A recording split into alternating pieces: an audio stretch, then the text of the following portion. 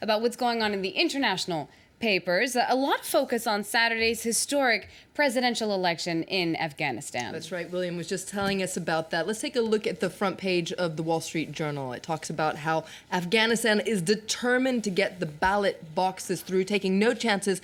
And this photo that you see here on the front page shows ballot boxes actually being ferried by donkey through Afghanistan. And you can see there that they're under high security. Now, The Guardian is focusing on this in their editorial today and it says that the West is going to be keeping a very close eye on the outcome of this election.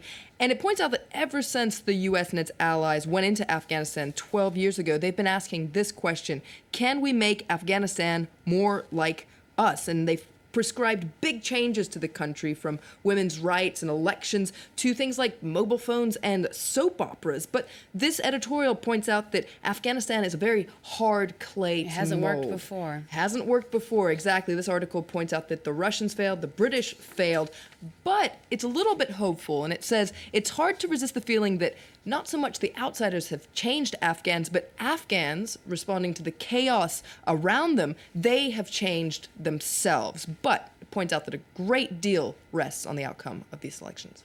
Now, the International New York Times focuses on what lies ahead for outgoing President Hamid Karzai. That's right. According to the International New York Times, he's not just going to fade away after the vote. Even out of office, Karzai is likely to retain influence in the new Afghan administration. Now, critics say this is Karzai maneuvering to keep a hold on power, but this article says that those close to him actually say he's driven by a deep-seated belief that he's the only one that can guide the country through a transition. So regardless of what happens, he's going to probably stick around for a while. The Guardian points out that Afghanistan is one of 6 countries voting this month, and it says that April will be the most democratic month the world has ever seen. And it has this very useful graphic here showing exactly who's going to be voting. It's a combined electorate of 1 billion people. That's 1 in 7 people on this planet are going to be voting during April. So who's voting? You've got Afghanistan, of course, India, Indonesia, Hungary, Algeria, and Iraq. Now, this chart that you were just looking at shows the number of voters, but it also shows the big challenges in this election, and actually it compares them according to how free and fair they are.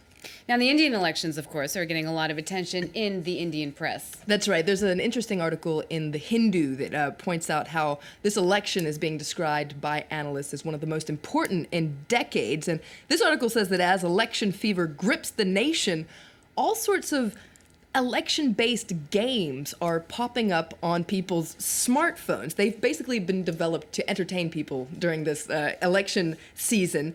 So basically, they feature candidates having to go through obstacle courses, playing cricket, etc. And users can choose which candidate they want to be. And this article says that game developers say it's actually kind of a poll. Depending on how many people choose to be a certain candidate, that could say how many people are going to vote for them. Interesting. A way to put yourself in those candidates' shoes, maybe.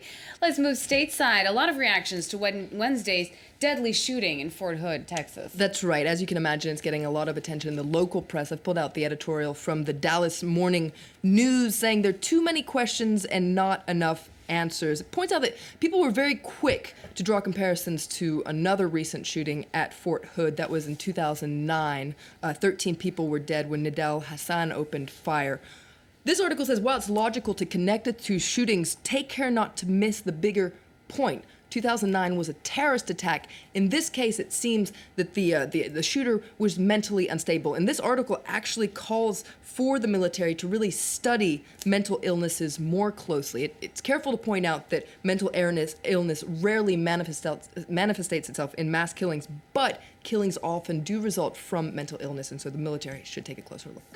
All right, and now to end this talk about the international press, the Independent focuses on a specific extinction in the UK. That's right. What's become extinct? What's become extinct? Well, the girls' names Gertrude and Bertha, and the boys' names Willie, Cecil, and Roland. These are extinct. They no longer exist in Britain today. Well, the babies don't have these names. Right, I know a Roland. That's right, but these are little babies that don't have these names. This is according to a new analysis of birth records by Ancestry.co.uk. Basically, they've taken a look at names over the years, over the last 100 years, and these names have become extinct. They haven't been given to babies, for instance, in 2012. But other traditional baby names are endangered. You have Leslie, Clifford, Norman, Ethel, Hilda, Marion, and Phyllis, for instance. But then you have all the old-fashioned names that are making a comeback, Alfie and Charlie. And this article does point out that names, even though they do become extinct, well, they can be resurrected somehow. I'd be really curious to know what it's like stateside, because Florence is a very old-fashioned name, for instance. Right. And how about Reminds me of Shona? Florence Nightingale. Is that an old-fashioned name? Shona, I think it depends on where you are in the world. All right, thank you very much, Florence Villamino, with that international press review. Stay with us. In a few minutes, we'll be focusing on the biggest test of Afghanistan's budding democracy. This Saturday, some 13 million Afghans will be expected to vote for their next president. Do stay with us here on Pulse Nightcap.